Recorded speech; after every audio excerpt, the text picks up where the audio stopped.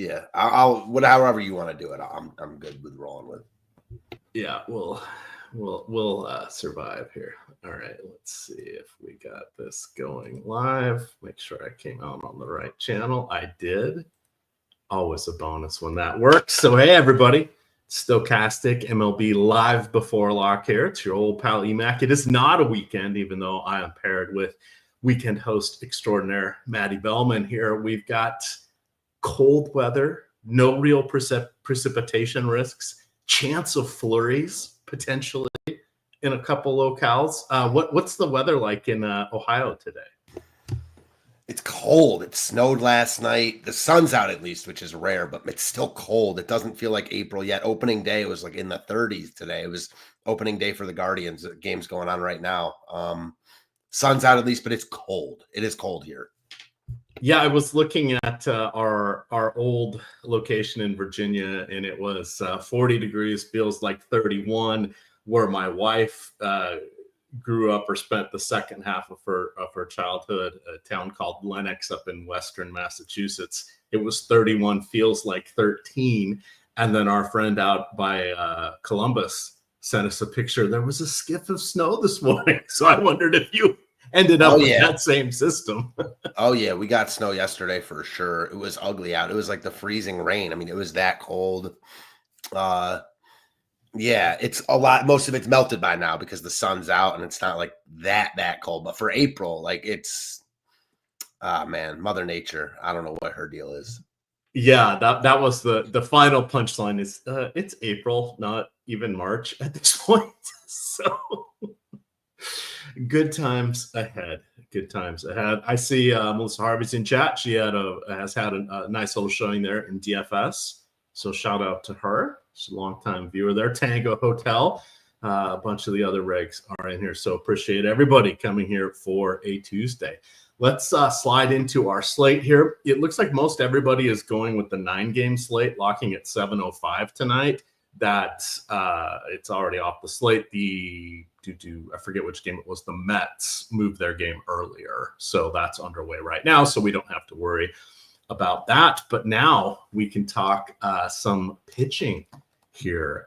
This is almost like an ace day, Matt. We've got Zach Wheeler, Chris Sale, Dylan Cease, Luis Castillo, Framber Valdez.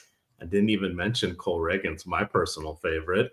We also have Nick Lodolo, Pablo Lopez, Landon Rupp, Shane Baz. This is just an embarrassment of riches here for pitching. And then everybody's going to be flocking to Coors Field going against Kyle Freeland.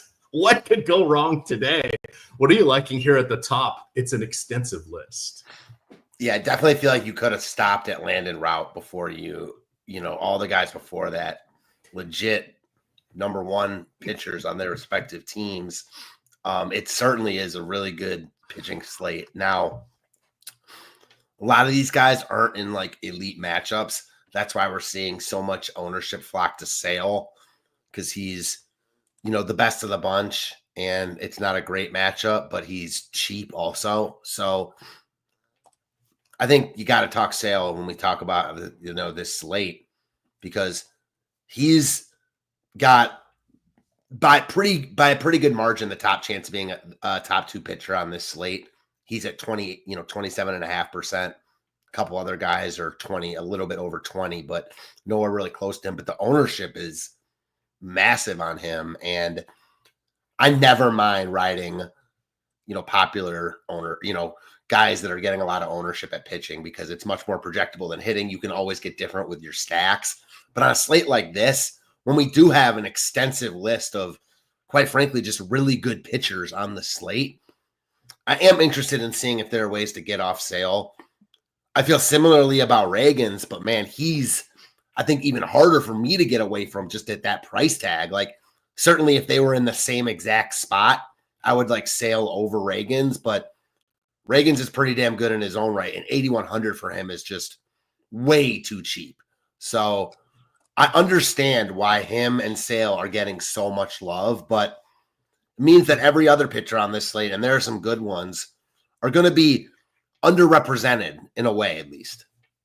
Yeah, absolutely. Absolutely. So let's I'm going to hit on Reagan since I dove into this one for the free spotlight pitchers top stacks article. I will drop that into the chat, available every single day for baseball. So let's put that on there.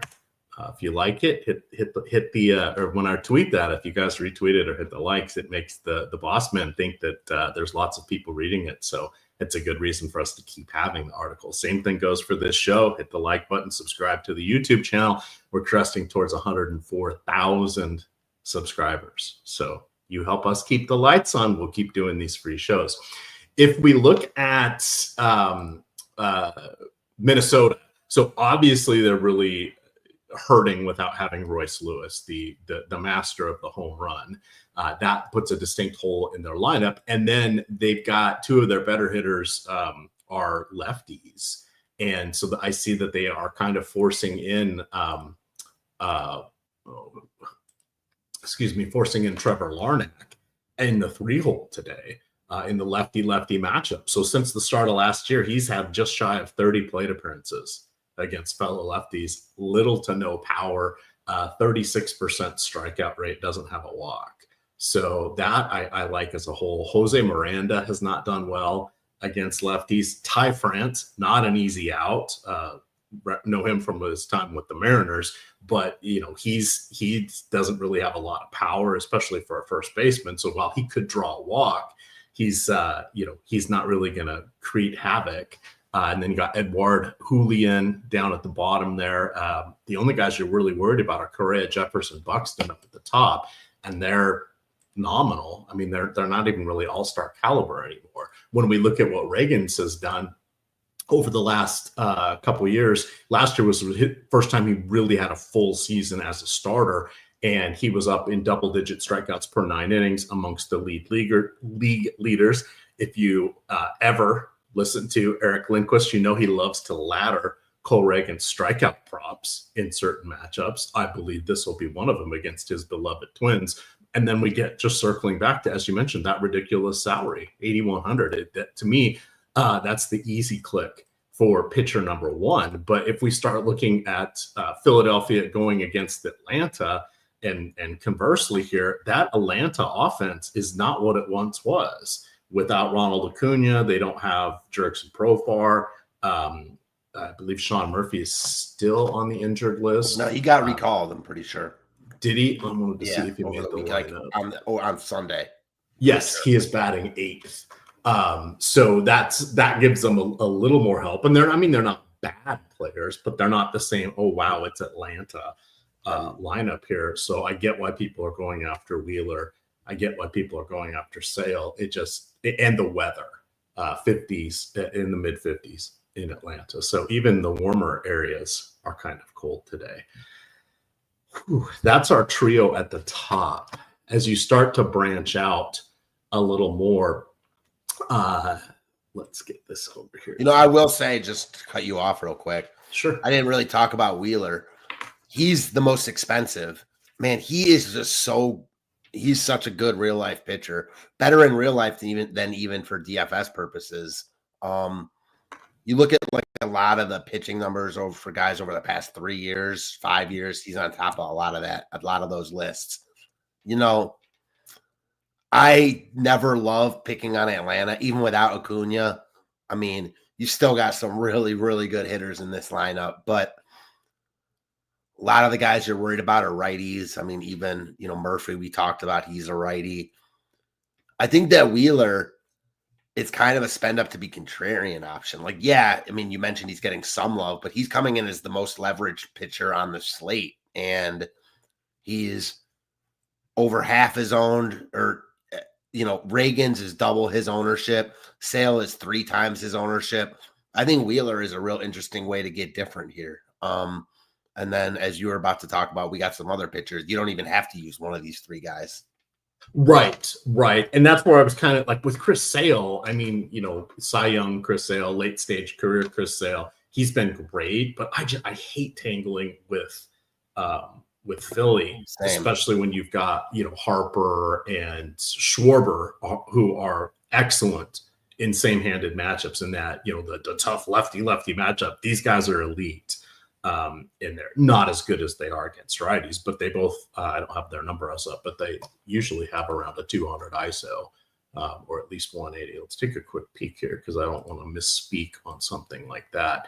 Harper 206 ISO in his last 240 plate appearances. Schwarber 212 in his last 265. So that they're very, very dangerous. But Sale, I mean, he's been good for so many years there. And finally, we missed him a little bit there in Boston with the injuries, but he's chugging along for the final stanza here in his career.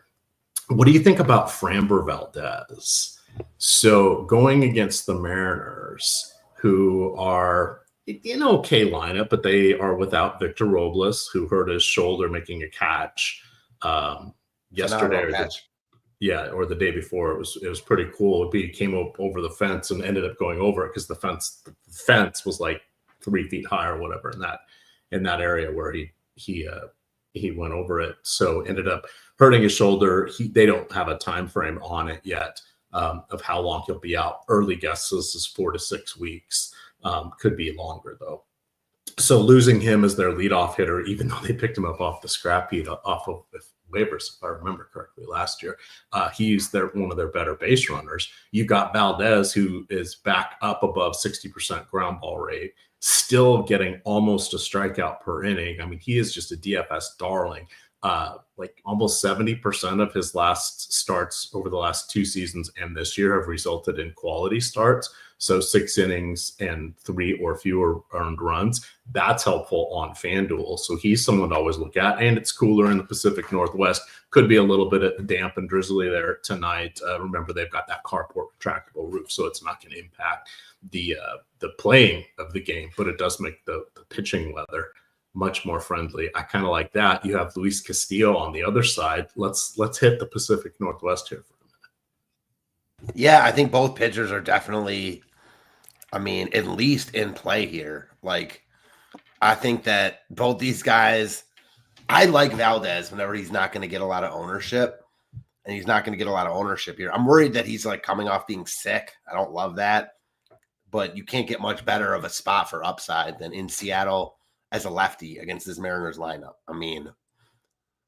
They just will K against anyone. Valdez, if he's on his game, he's got higher upside than he normally has, because normally he's a guy that induces a lot of ground balls, and he's going to do that here, but Seattle has a lot of swing and miss in their lineup, so interested there. Weirdly enough, a little bit less interested in Castillo, but I feel kind of similar about them both. Like, not exactly sure. I'm a big Castillo fan in general. Just not exactly sure what to make of him so far this season. The price tag's low. The matchup is good, but it's still, the top of Houston's lineup can still burn you at any given point. So I'm still trying to get a good read on Castillo this season. I will say, like, as far as ownership and top 2 pitcher are concerned, I feel similar about both of them. I'm playing 3 lineups tonight. I'm not sure I get to either of these guys, but certainly I don't really want to stack against either of them. I'm much more likely to use Castillo or Valdez than stack Seattle or Houston tonight. Yeah, the one other thing that's kind of makes you just a teeny bit nervous about Valdez is the Mariners have actually collectively been solid against him. Not spectacular, but above average. And when we consider that Castillo is an above average pitcher, that sort of neutralizes some of his potential. Still, that strikeout rate and that wicked ground ball rate are an amazing combination. So it's not to dissuade anybody from going from him. And by the end of the show, Matt's going to have Framber on one of his 3 lineups. I can guarantee you that. It's possible. I play a lot of Framber. When he's unowned like this, I don't know why I started getting on Framber more and more. He is on my big year-long fantasy league, and so is someone else who you messaged me about a little bit earlier. Oh, yeah, I had that in my copy paste because I was looking him up. We'll talk about him when we get to offense. I'm like, I'm just going to leave it here because Matt will have something to say about that when I sent that Slack message. Last thing about Valdez, I was just looking up. He had been dealing with fatigue and a sore throat. That was reported. I do not like that. Yeah. So that's the only other kind of knock against him there. All right, let's see what we have as we go down the list here. Dylan Cease gets to take on the Athletics. It is going to be in the mid-60s in West Sacramento today. That is where the Athletics are playing this year. They're in the minor league stadium. That is also the home of the Sacramento River Cats. That stadium, while it is in the PCL, has had the fewest runs scored in each of the last 3 years. The thing that people think of when they think about the Pacific Coast League is all those gaudy home run numbers and run totals. But a lot of that's taking place in Texas. It's in Albuquerque, which is at elevation. It is Salt Lake City, which is at elevation. It's Reno, which is at elevation. It's Vegas, which is incredibly hot with the dry air. Those are all heavily conducive offensive locations. The Sacramento is not. Now, we've seen the Sacramento pitchers melt down a couple of times, including Joey Estes. There are going to be home runs, et cetera, here, but this is kind of like your mid-tier major league ballpark, and West Sacramento is basically at sea level as well. So I just wanted to call that out because sometimes people say, "Oh, it's a minor league park and it's a whatever." It's like not this Pacific Coast League park. I mean, they get about almost 4 runs less per game than those aforementioned teams. In a lot of the seasons, and that's 4 runs combined for the game total, not each team. It's both teams combined. So saying all of that, how do you feel about Dylan Cease? Yeah, it's tough to want to use pitchers in this park right now, especially considering all the good pitching weather across, quite frankly, the entire country. But you look at the ownership and the top pitch, like he reminds me a lot of Wheeler. All things considered, in a vacuum, I'd rather face the A's than the Braves. I don't think anyone would question that. But pitching, right now with the weather, I think that Wheeler's in the better pitching weather. And Wheeler's the better pitcher than Cease. Cease is really good, but Wheeler's better. So I think that those two are really close. I think that Cease, kind of like King last night, his floor is low in this park, against a lineup that isn't bad. They just have swing and miss. But his upside is high. I mean, he could be the highest scoring pitcher on the slate, and I don't think anyone would bat an eye. And he's going to be relatively low owned. So, especially if you're like stacking the Brewers, I think using one of these pitchers that's off the beaten path is worth at least thinking about, because these guys are really good. Like Cease on a lot of slates in this spot would be chalk if we didn't have Sale and Reagans and all these other guys. So something to consider at least.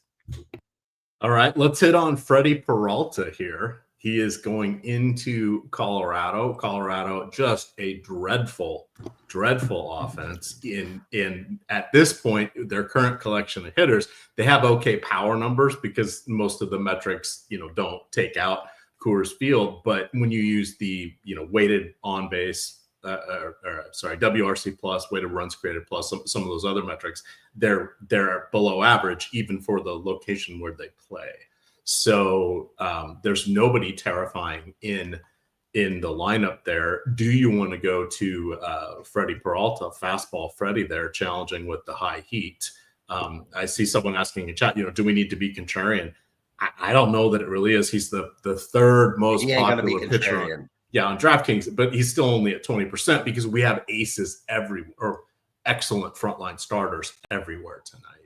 So, but what do you want to talk about the merits of Freddie Peralta? Yeah, I'm not going to be surprised at all if his ownership ends up even higher. I mean, he is right now probably a better DFS pitcher, or at least in the same ballpark of DFS pitchers as Castillo, Valdez, Reagans, Lopez, and he's the cheapest by a lot and in the best matchup as far as the opposing lineup. He's in Coors, but it's April Coors. Don't really get the full effect. My issue with Peralta is it doesn't really matter who he's facing. When he's on, he can dominate anyone, but when he's off, he can struggle against anyone. And at really high owned, he's not really high owned, but as the third highest owned pitcher on the slate in Coors, I'm a little bit wary, but at the end of the day, he's just too cheap for his strikeout upside in this matchup. So I got no arguments with anyone that would just play Peralta here in one lineup that would get over the field if they're playing 150. He looks like a really strong play, even on a slate with a lot of good pitching options. The $7,800 tag is just, I mean, him and Reagan's really stand out as just being way too cheap. And then Sale also, when you can, like, Sale should never be 1,000 less than Wheeler and Cease. So those three guys stand out as being underpriced, and that's why the ownership is where it is. All right, well, let's talk a little bit about that Colorado lineup, since they're really not going to make it into our stacks per se. But with their lineup that they've announced, they have 6 hitters that strike out 26% of the time or higher against righties since the start of last season. And they have the debut of Zach Vreen, who was the 9th overall selection in the 2020 pandemic draft, got himself a $5 million signing bonus, but hasn't really been able to make it up through the ranks. He's been in the minors for 5 years now, and his calling card is speed. He grades out as a 70 out of 70. So that's, I mean, he's lightning quick. He's got 5 different seasons of at least 20 steals in the lower minors. He was over 42 years. He has double-digit home runs 4 times, but some of those are pretty low, just getting into the double digits. What do you think about him? Have you been following along with him at any point? He seems like more defense and base speed than hitting to me. I don't know. I mean, I guess we'll have to see when he gets called. Yeah. Like, you know, I'm presuming he'll be in the lineup tonight, but he's one of their, if not their top prospect. And I think a big reason why he hasn't moved up quicker is because the Rockies are cheap and they want more years of control. So that's not to say that he's going to be like, you know, I don't know who's the most recent like star that's come out and just been amazing, because I don't know it's going to be like that. But I think his game profiles really well for DFS. He raked in the spring. Was pretty surprised he didn't get called up to start the season. I have him in my season long league. I think he adds some much needed punch to this lineup. I mean, the Rockies were already at least interesting stack in cores against a popular pitcher, so he only makes me like them a little bit more. Yeah, I mean, it's tough to go to the Rockies on slates like this when there's so many teams that are actually good, but you know, at the end of the day, we're playing an ownership game. I think he helps the lineup. So, yeah, I think the Rocky stack, we'll get to them, we'll get to stacks that is contrarian, if nothing else. All right, as we start to get to the middling pitchers here, I want to remind everybody we are running a promo right now. It ends tomorrow. The promo code is ALL, ALL. You get $100 off any month, any all access package. So what does that mean? That means you get NHL, NBA, PGA, NASCAR, MMA. We have Sims for all of the above, save for NHL. You get MLB, all the good stuff here. You'll want to check this out. Promo code ALL. We usually don't do that many offers on our full package where we're giving discounts. We tend to run them more on the single sport packages. So in honor of the Masters coming up, an excellent MMA card coming up, and playoff basketball right around the corner, we're putting out that sprint sale. That's promo code ALL, ALL. All right. Shane Baz on another slate, we would be talking about the merits of him as an SP2. I remember Tampa is playing this year in George Steinbrenner Stadium. That is similar dimensions to old and new Yankee Stadium, sort of an homage to that along their outfield areas. Plays better to lefty hitters when the weather gets warmer, and it's nice today in Tampa. It's in the upper 60s or 70s. It was 80 last week. When that gets warm, that's going to be a ballpark we're going to want to target for offense. But I don't really see a need to push Bass today. I don't think you need to go with Nick Lodolo. Injured last year. We'll have to see if he can get back to his strikeout artiste type ways. It's an okay matchup against the running red hot Giants. What are they, 8-1 or 8-2 at this point? This is crazy. Cats and dogs living together, crazy. Anybody else you want to mention? You want to mention Roop? What do we have here as we wrap up pitching? Yeah, I mean Pablo Lopez, a guy that kind of stands out as someone who's going to get just completely overlooked. Don't love the matchup, but like I'm not afraid of KC's lineup. They got Bobby Witt, India, and Vinny P are good, but like Sal is good too. But the bottom of their lineup is still a line, guys I'm not afraid of, and he's going to be basically unowned. Baz is interesting. I see both sides of this. Like, I'm certainly not completely buying what he was selling in his opening start. He was really good, though. Ballpark is, for this slate, really good for hitting. So I could see getting to some Angels. As you mentioned, on a lot of slates, Baz might be the play. I don't know if I can get to him tonight. Yeah, I just think there's too many guys up top that look good. Yeah. And then wrapping it up, Jeffrey Springs, jury's still out. He was locked in beginning of the year 2 years ago and got hurt.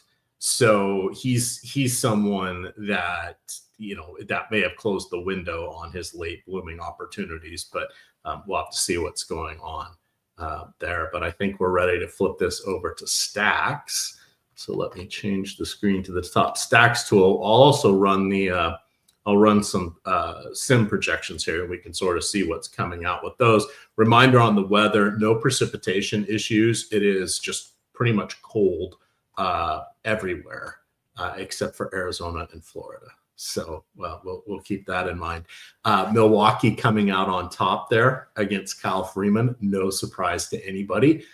2 of the next 4 teams are going in Arizona. We've got Baltimore against Kelly. You've got Arizona against Charlie Morton. Both those guys have struggled in the early going. The roof is going to be open in Arizona today. It will be closed tomorrow during the day game. It's going to be in the mid 80s at first pitch in Arizona. So that does, one, opens up the ballpark, makes it a better hitting environment, and it sort of renders the humidifier or the humidor, sorry, not the humidifier, the humidor neutral. I saw somebody write humidifier in there, and I just emptied our dehumidifier today, so that word is on my mind. Those are the teams at the top here. I have thoughts on the second and fourth team. What do you think about going against Kyle Freeland here? Yeah, the Brewers look really good. They're the highest owned team on the slate, but they're not as high owned as they should be. So I think they look like the top stack on the board, and I got no problem playing them in any type of format. I don't think you have to play them, though, because there's a bunch of good offenses here. All right. So fun things about Kyle Freeland. He actually, the last 2 years, had been better on at home than he had been on the road. Small sample size, just a little bit of noise there. He's actually a Denver native and wanted to pitch for the Rockies, which is why he has been there so long. He's perfectly content to do that. Lack of strikeouts tend to get him in trouble if he gets runners on base, because he can't clean things up at the plate. I looked at taking the under on his 3.5 strikeouts today. I got that at plus 130. I don't think the number is that good anymore. Anything above 115 is one that you will get a positive expected value on. You can get that by looking at Portfolio EV on OddsShopper. Remember, if you have not yet signed up for Portfolio EV or used the tool, you can get a 7-day free trial. That's available for all new users. I'm also displaying that screen over there on playback if you guys want to check that out. Talk to me a little bit about the aging Charlie Morton, finally starting to look like he's in his 40s. Merrill Kelly, the great story, the perseverance, drafted 3 times out of high school after JUCO, and then finally accepting an offer and signing a contract with Tampa Bay after his year at Arizona State, wandering through the minors for 5 years, never breaking through, going to the KBO for 4 years, getting a chance from Arizona. He's looking like the Cinderella story is the clock is striking midnight. Matt, what do you think about these guys? Are they going to serve us up some home runs?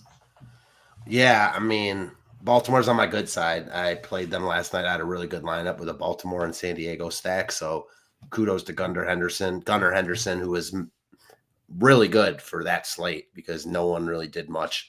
So I think Baltimore looks like the best pivot off of Milwaukee. My biggest problem is I think the ownership is too close to Milwaukee, where I'd rather just play Milwaukee. But, Baltimore, the hitting conditions are still good in Arizona.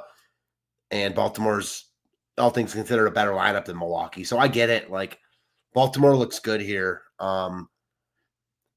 Arizona also looks good. I mean, two righties that have not been impressive so far to start the season. Morton is a guy that he's 100 years old. Who knows, when and if things have already started to fall off, the wheels have come off. So I feel like you're going to have interest in stacking against Morton on a lot of slates, and Arizona is a lineup that is going to be in play on a lot of slates because they have power and they run. So Arizona, they led the league in runs last year. People forget and that. they steal bases. Yeah. So the only knock against Arizona, Ketel Marte on the injured list. Yeah. Sadly. But that does promote, I think they have their lineup out. That should have, Pavin Smith gets the bump up in the order against righties so they can get another lefty near the top. Interesting. They don't have McCarthy in the. Yeah, he played yesterday. He's been awful at the start of the season. Yeah, he was horrible 2 years ago. Last year, he finally was stealing when he got on base. But talk about I had him in the T McBee Tino. There is no offseason dynasty league with 6 different kinds of contracts that we deal with. Yeah, that was an albatross. But Josh Naylor, you got to be missing him in Cleveland. He's an excellent replacement for Christian Walker. You have Eugenio Suarez hitting everything on the screws right now. A solid option there. Lot to like here for the Arizona. Corbin Carroll becoming one of the best all-round players. Defense, base running, power. This is a good team. It's a good team. Let's see here. What else do we have on the top stacks? San Diego getting some love here against Jeffrey Springs. Corbin Carroll. I had messaged T McBee this morning. I'm like, Corbin Carroll's still in the league? Can't believe that. Or Patrick Corbin. Look at that. I did that already. I do that just for you, Matt. We'll call that the Patrick Corbin Carroll play. Patrick Corbin, he did start out with Arizona. See, there's a little tie back there. I always like to say flags fly forever for the Nationals, but eating that gigantic contract that Corbin had was just dreadful the last 3 years when he was basically leading the league in home runs allowed. Texas took a chance on him. He's getting the start today. Someone we could pick on, Lodolo, if you're not excited about him and you believe in the Giants, that's an interesting option. The Pod Squad. What do you like here from our second tier of plays? Also, Tampa going against Kyle Hendricks. There's some options here. Yeah, definitely some options. Tampa, cheap always, no different tonight. So I could see stacking them. San Diego obviously was the team you needed last night. At least you needed pieces. Springs is good, but can be gotten as evidenced by his last start where he got dismantled by the Cubs. The Cubs themselves against Patrick Corbin, it's not ideal hitting weather in Chicago, but they've shown that it doesn't really matter for them. I mean, at this point, how do we not have interest in the Cubs against anyone, especially Patrick Corbin, and they're projected to be low owned? Yeah, I like the Cubs here. The Rockies, just for the leverage, I'm only playing 3 lineups. I'm not sure I'll stack the Rockies here because the biggest thing for Peralta is he just walks guys and gets in his own way. It's cores, and we've seen offense be better there the past few days, but I'm still not sold that they'll be the stack you need. But I'm interested in pieces. And then I talked about the Angels against Shane Baz. Good ballpark for hitting. I think both sides of that game are in play. There's a bunch of good stacks tonight because it's weird. There are, as we talked about, half this slate has really good pitchers, but the other half is guys you want to pick on. So Texas against Tyon, yeah, I'm interested in them. You could sell. I was just looking at that with Jock Peterson in the middle. Yeah, that's a home run waiting to happen. Sadly, it's going to be in the mid to low 30s in Chicago during this game. That's what it's been the past 2 days, though, and You know, the Cubs scored 7 last night, 15 combined runs on Sunday. Like, I'm still probably not going to go to it because I don't really like these cold weather games for hitting. But at this point, I mean, I'll never mind picking on Tyon, and Patrick Corbin is Patrick Corbin. So in a good weather spot, I think the offenses here would be really chalky. It's not a good weather spot, though. You know, after that, I don't really like San Fran here. Like, they look to be way overowned for how cheap they are against the pitcher I respect. Even if I don't want to use Lodolo here, like, I don't really want to stack San Fran in this spot. I usually like to stack the Giants on the road just because the ballpark is so conducive for pitching. Now, I will say there's such good pitching weather all over that, you know, spots like San Francisco start to look a lot better than they might normally. So I get it. It's just probably not where I'm going to go. I guess the one wild card would be Seattle. I doubt I get there, but like this fatigue thing for Valdez has me a little bit worried because we know how it goes with these guys. Like, if you're off your game a little bit against, you know, any major league lineup, you can get gotten. And Valdez has not been great to start the year. He got roughed up last start against the Giants. You know, the Mariners aren't great, but they've got guys that can hit lefties. So I don't know. Again, probably not where I end up, but maybe enough to get me off Valdez. No, that's good points. And the Mariners do have their lineup out. So looking at it, the back is, you know, Ryan Bliss, who doesn't have a lot of experience. Dylan Moore, great utility guy, better against lefties, but he can disappear at times, even though his long track record is that of somebody that can handle lefties. Switch hitting Jorge Polanco, he's better from the left side of the plate. Mitch Garver's pretty good against lefties, but the guys who hit for power strike out for the Mariners, and the guys who have good contact have like no power. So Solano and Crawford and even Bliss to a certain extent, because he has such a small sample size, they don't have a lot of power, I guess. So, you know, I talked about Seattle. My biggest issue with stacking them here is, you know, they're not projected to be highly owned, but they are projected to be pretty negatively leveraged as far as their ownership goes. 4.6% owned, 3% chance of being the top stack. I don't even care about that. What I care about is that all the ownership is going to go to the top 5. You've got more leading off cheap, J-Rod and Arozarena, and then one of Raleigh or Garver. Like, all the ownership is going to go there, and I have no interest in playing any of the other guys on this slate. Maybe Crawford, but Solano, Raleigh, and Bliss, guys, I just, you know, wouldn't even consider if I were playing one lineup. So in 3 lineups, I won't get there. So it's like, I don't think they'll be chalky, but even last night, like Cal Raleigh was 20% owned. I don't want that against Valdez, really. Yeah, that makes sense. And sorry, I had not seen that official lineup came in. So Polanco is not in it. That's where they have more leading off. Now I'm the one talking myself out of Framber Valdez, and here I thought I was going to talk you into it. So it's the fatigue thing for me. Honestly, with so many good options, like I will say that the 4-game late slate is going to be fun because you've got the Orioles in Arizona, you've got Houston at Seattle, you've got Cincy at the Giants, and San Diego against the Athletics in West Sacramento. There, that's some fun options to look at. But yeah, the main slate, maybe we don't get there with Framber. Sorry, Framber. Let's take a look here. So we did top stacks. We did the top pitching tool. Let's look at FanDuel real quick here. So if we look at, I think I closed share this tab. All right. So for FanDuel, of course, only one pitcher. So things usually in the rankings tend to mimic. I did put the top stacks tool here twice. I did. Sorry. Let's go change this.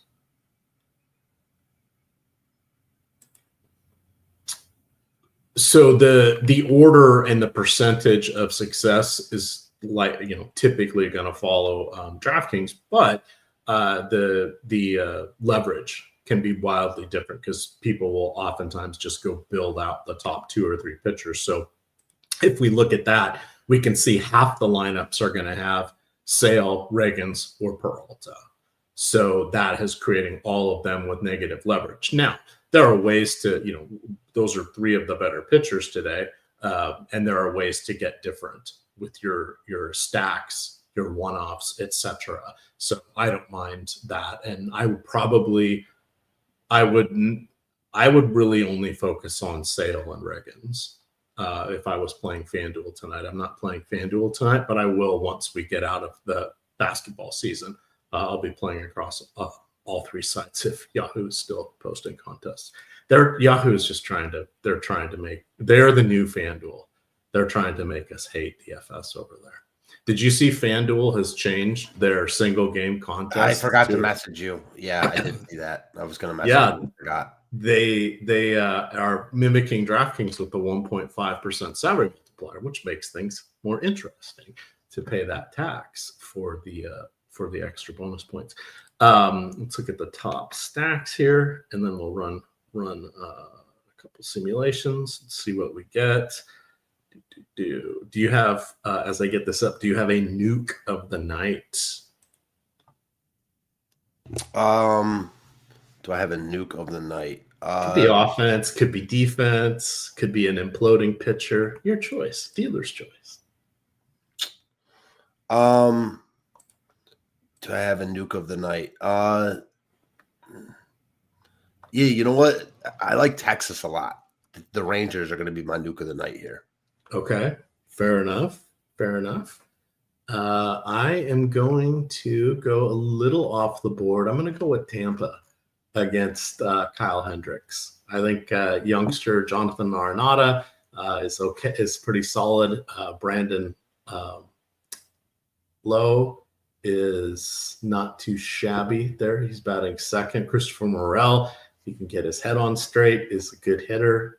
Not too bad in that lineup. And then Yandy Diaz, the least likely leadoff man. He's not John Jaso, but he's pretty close as a leadoff guy here. Tampa just loves their on-base players. So no speed, but definitely he is the OBP king for there. So I'm going to go with Tampa as my nuke of the night. Looking at the top stacks here for FanDuel, we can see that Milwaukee is number 1, closely followed by Baltimore.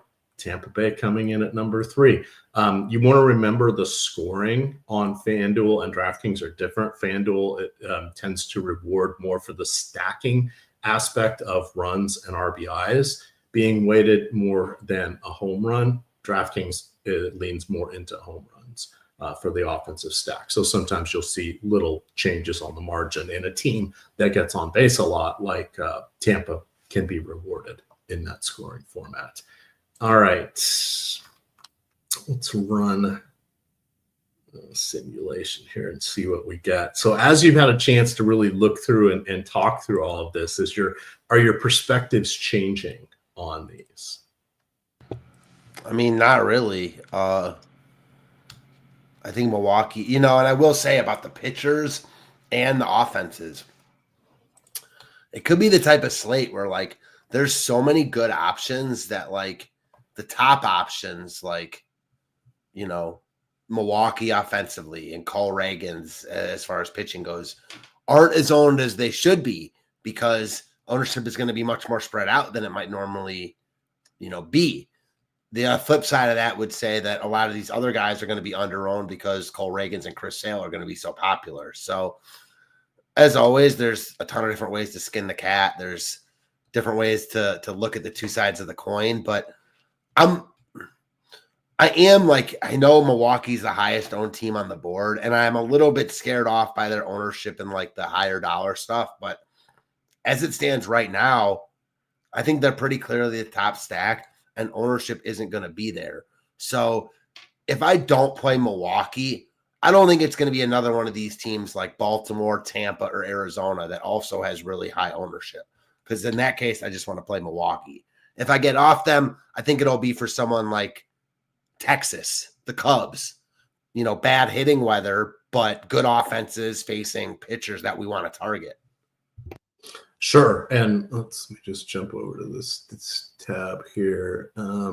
If we look at Portfolio EV, we can see that Jameson Taillon going against in Chicago against the Texas Rangers has a positive wager on his under 4.5 strikeouts. That bodes well for Texas, right? So we can even look for reinforcement in some of our thoughts and analysis here in the sports wagering market. So that would be a good bet to grab. 6 OddsShopper rating is pretty high for baseball.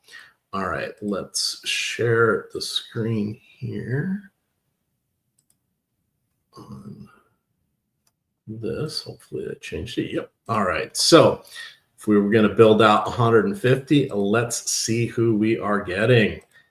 We are getting 76% Sale, 58% Reagans, and then nobody above 16%. That to me feels a little too top heavy.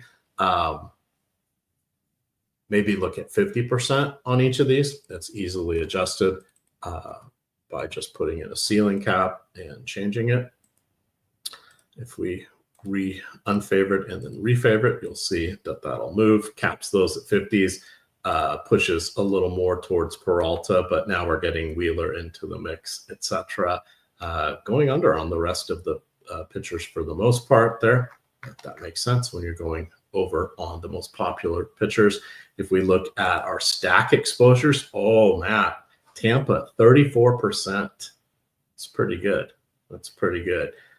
We've got San Diego at 20, Arizona at 18, Milwaukee down at 18%. Now, what this is saying, everybody, so you want to remember, is this is factoring in the ROI, the SIMs are. So it's looking at an unlimited time horizon here.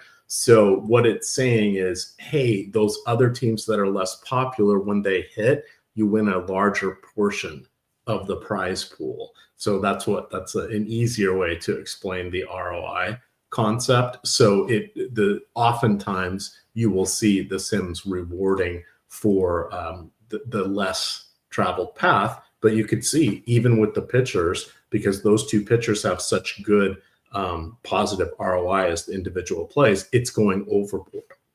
So remember, this is the tool is being all smarter than us, but you can get in $100 off any package, promo code all. That's any max package, all access package that we had, promo code ALL. All right. What do you want to do with this information? Do you want to take any? Do you disagree? Do you think other stands should be made here? Matt, Jameson Taillon, 6%. Wait, yeah, favorited. That can't be correct. Let's get back over there. Okay, there we go. Wheeler. Do you think Wheeler? We want to go higher on him? Back off Sale a little bit. What is it? What is your read here on our quick run of the Sims? Yeah, I mean, my read is, I'm not surprised by it because this tools come from the Sims, and we talked about these pitchers. Sale and Reagans are over-owned, but their ownership makes sense. Like, I don't think you have to force in more Wheeler. He's just a guy I'm interested in to get different, but I don't think he looks, that much different to me than Cease, Castillo, Valdez, those main guys. I mean, I think that the guy I'm torn on is Freddie Peralta. Just the price tag is so good. The matchup's great, but it's cores at ownership. So, do with that what you will. But yeah, like, you can poke holes. There's a lot of really good pitchers on the slate, but you can poke holes in all of them too. So the ownership makes sense to me. Do you know which team has scored the fewest runs in the league this year? Which team has scored the fewest runs in the league? I'm going to say I don't, but I'm going to guess.